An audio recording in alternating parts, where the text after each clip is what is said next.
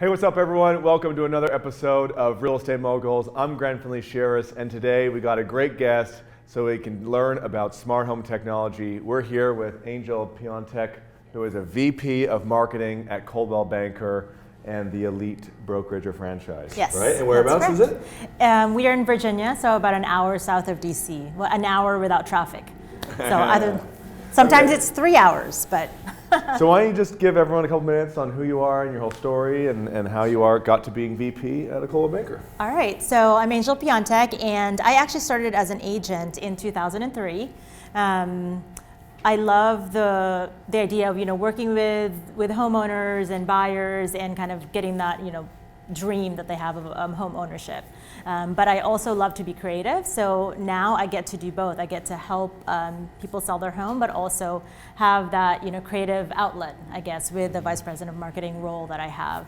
And then I'm also an early adopter of smart homes. I've kind of brought that into the fold, and I think it's really important today, especially, that we know how consumer technology impacts us, and what the benefits are and some of the drawbacks that it might have, so that we're prepared when we're dealing with our clients and making sure that we have their best interest. How'd you get in the whole smart home thing? I mean, not every agent tells me that they're super into it, so how'd you get into it? I'm a little bit of a gadget geek, I guess. I think our first connected product, of course it was after the iPhone came out, but it was before the smart home term was even a thing. Yeah. It was an alarm system. We had ADT, we were paying a monthly fee for. I'm like, I don't want to do that anymore. I want to do a self-monitoring system. So it was a company called LifeShield. I think, honestly, the only thing we can do on the app was like disarm and arm it, and we would get notifications, and I'm thinking, this is like the coolest thing ever. I think that was probably 2011, 12, okay. So it's pretty early on. And then I've just accumulated a bunch of devices. What does your home look like in terms of smart home tech? Honestly, it looks like a normal house, but we do have, and that's what it's supposed to be. It's not supposed to be this, futuristic Jetsons kind of thing. You want that. Yeah, yeah. I definitely want the whole modernist kind of architecture there. But we have a smart door lock, a smart doorbell. We've got cameras in the house. I now have a nano leaf, which is like an art piece on the wall, but it's a lighting system. So it's not just a functional thing. Now there's more design aspects that you can bring into the house that are connected. So. Okay. All right. Yeah. Well, we're going to dig further into it. For some people, some people may not know totally what smart home even means. So why don't you just give people an understanding of what is smart home tech? Sure. What does it mean to have a smart home? Yeah, so what a smart home is, it's basically a home with network connected devices, and it's via Bluetooth, Wi-Fi, or a similar protocol that you can control over your mobile device, computer, or another system within the home. Mm-hmm. So just seemingly normal devices that's just connected to the internet. It's really cheap now to put a little chip, in whatever it is. There's now water filters that are connected, so it'll automatically order a filter on Amazon for you when it gets to be that time. So yeah, they're putting chips in pretty much everything. We'll get into some of the cool gadgets in a sec, but why should people do smart homes? Because sometimes when people think of smart homes, they think it's just unneeded expenses and mm-hmm. stuff. So why should people have a smarter home?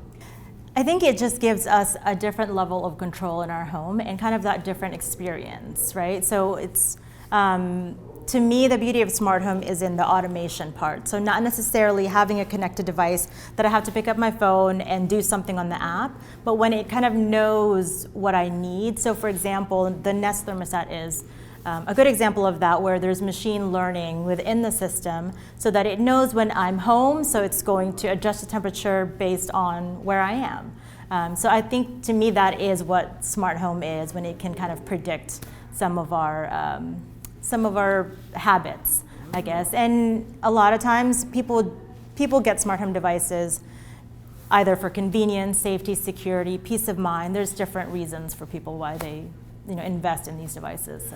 So there's definitely, there's a lot of cool smart home gadgets out there. Some are better than others. Some are maybe a fad or kind of just, for fun. Novelties. Lots of them are novelties, yeah. So when you talk to your clients about the most popular, useful smart home tech, what is included, And what are some of the funny things that you've seen that you're like, I don't think that's That'll never work. So from the real estate perspective, I think the devices that really resonate with that buyer possibly looking through the home would be devices that they can immediately recognize. So a Nest thermostat, for example, it's so popular that they know what the function is and they know the brand, so they trust it immediately. So those are the kind of products that I would put in the home if you're selling it and you want to use smart home as a marketing tool. The same thing with a smart doorbell. I think now with all these videos on YouTube about porch pirates and just you can't have Amazon deliver to your door anymore because it's going to disappear. So I think those kind of trendy types of devices will really resonate with that buyer, and they know what that means and they know what that does immediately.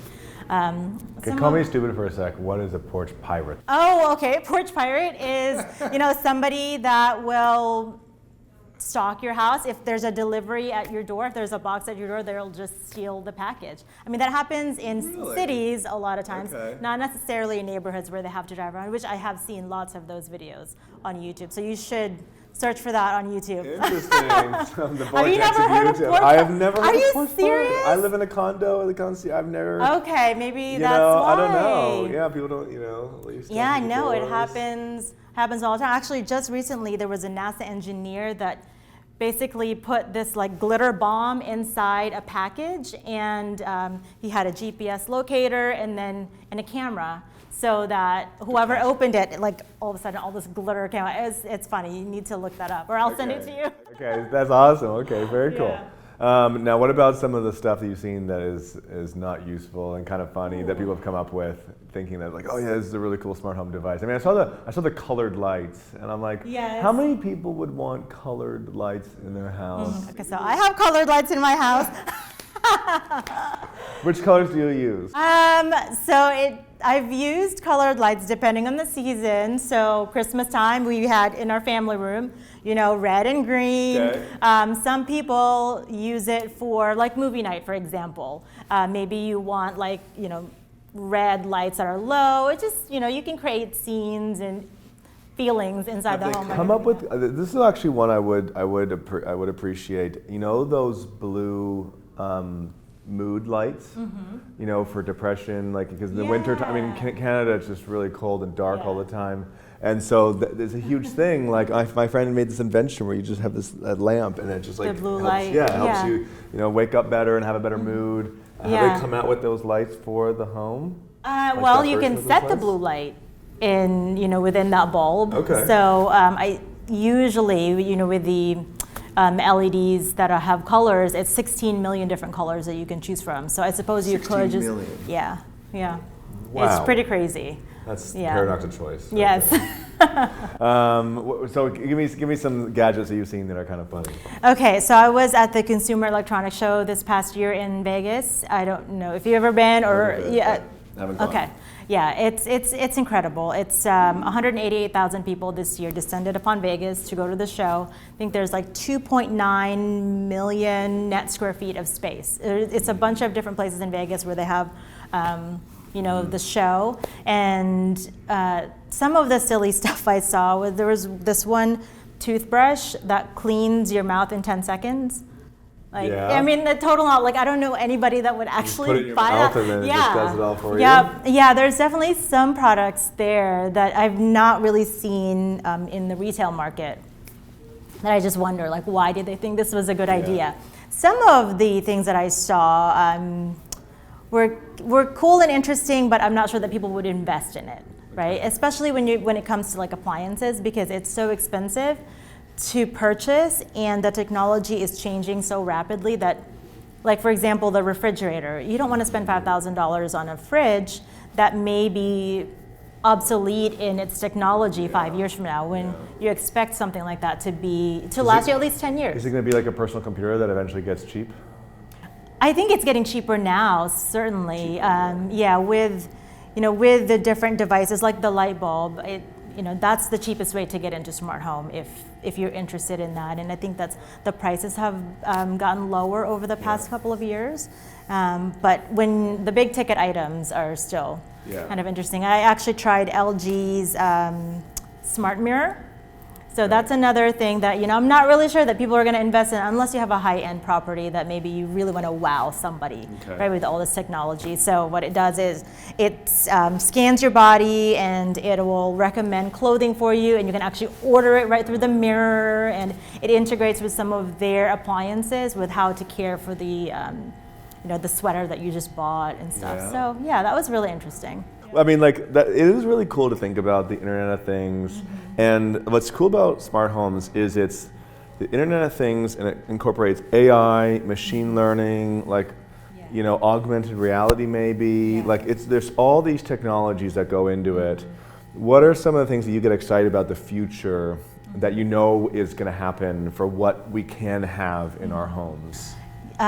So I mean, we're really just starting with this whole revolution, right? With this IoT revolution. Yeah. I think what I'm most excited about is not necessarily the products themselves, but just how smart the technology can become. Like I said, with the products like Nest with machine learning built in, I want to see that within the whole ecosystem of the home and not just certain products.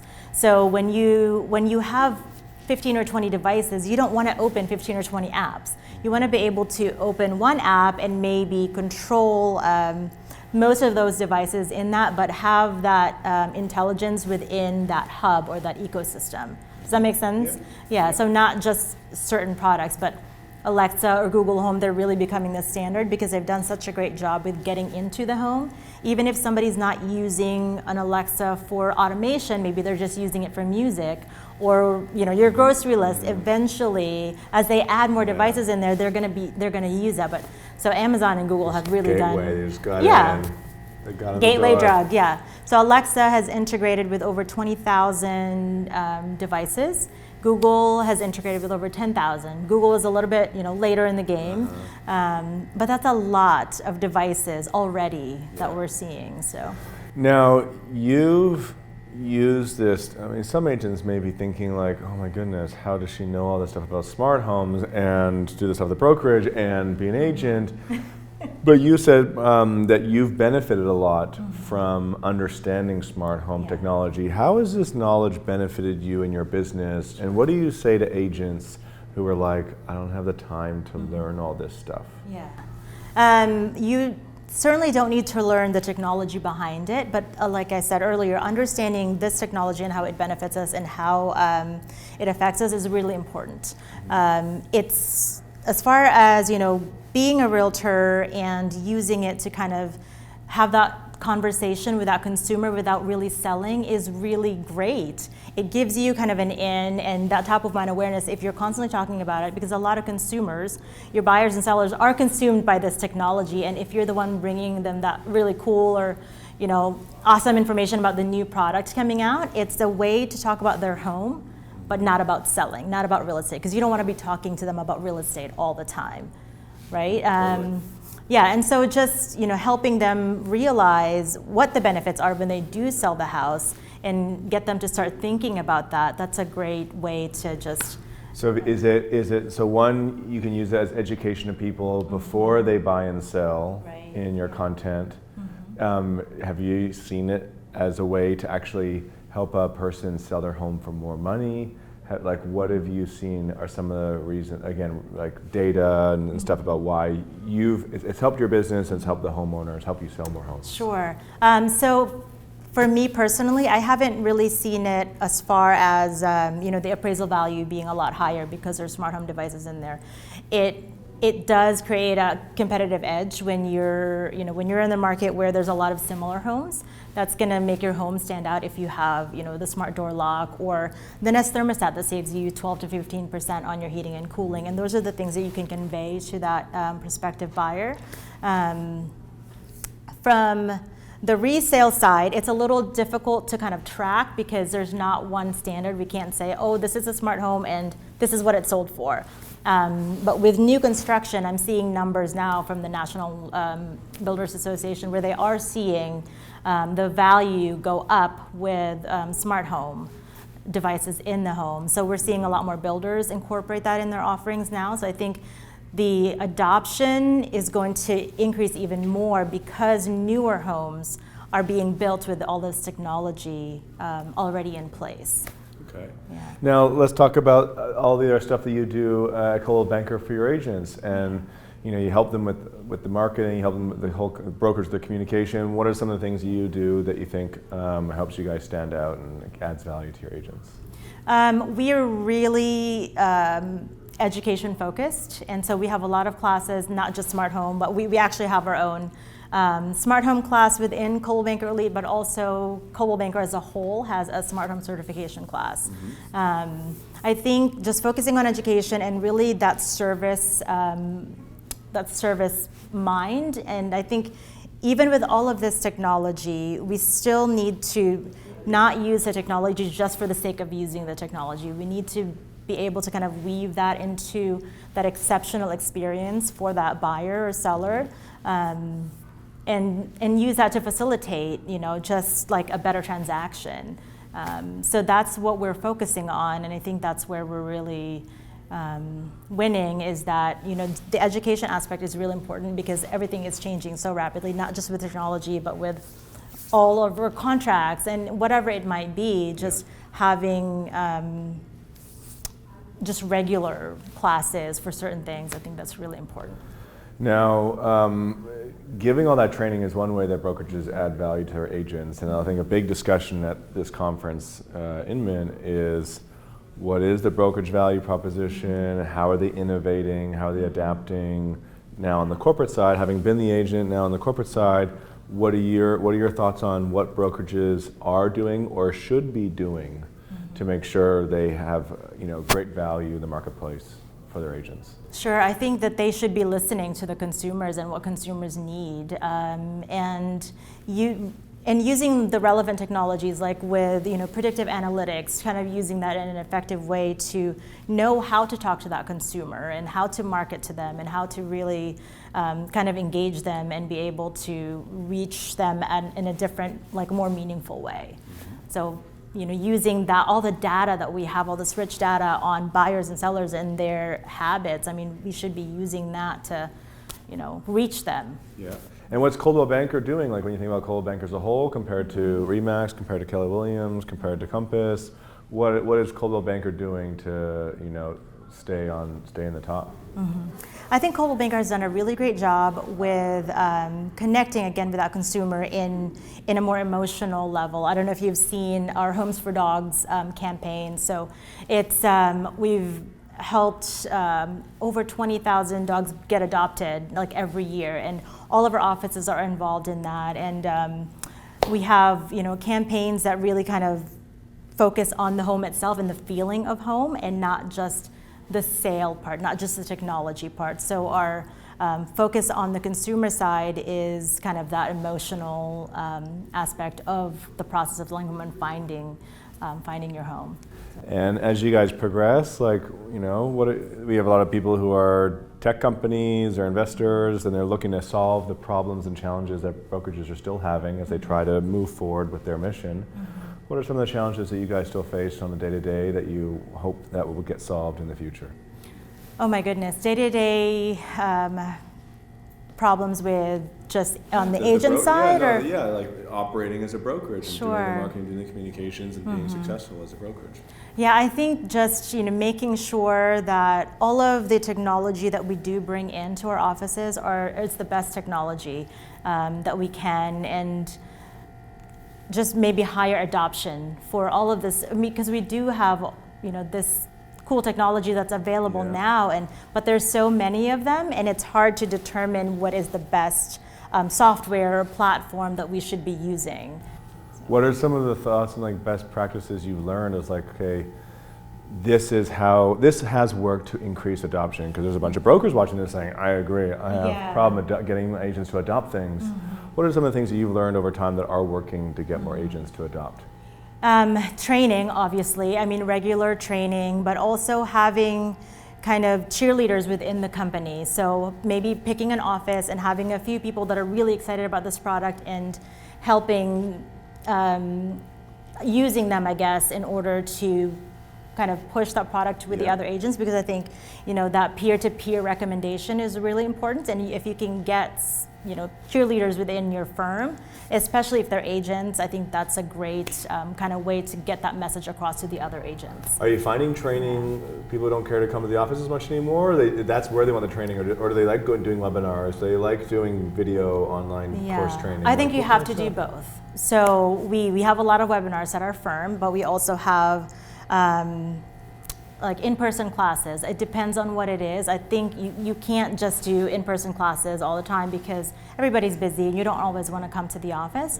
But if it makes sense to have a webinar for the whole company, we have 9 offices, so we can't have the same class for each individual office. I mean, it's kind of silly at that point. But if it makes sense, have a webinar so that whoever's available can you can watch the webinar, and then they can watch it at 2:00 at night if they want to do that, whenever they're available. Realtors are up working at that time. Yeah, they are. Or listening to it, while they're driving, or whatever it might be. I think you have to be flexible with your training, but it has to happen. So I think that's that's the main thing. That's the main thing. It has to happen. If people want to get in touch with you, to get to know you, to learn more about smart homes, ask questions, or maybe join Coldwell Banker, how do they get in touch with you? Actually, I would love it if people connected with me online. You can find me on Twitter. I'm very active on Twitter, at Angel Piontek. I'm also on Instagram and Facebook. So it's all the same. So you can find me with the same name. Yeah. Well, that's it for this episode of Real Estate Moguls. If you haven't already, subscribe to the YouTube show and the podcast so you can keep learning from experts in all the different facets of real estate like Angel. Thanks so much for being on the show. Thank you, Grant. Yes, awesome.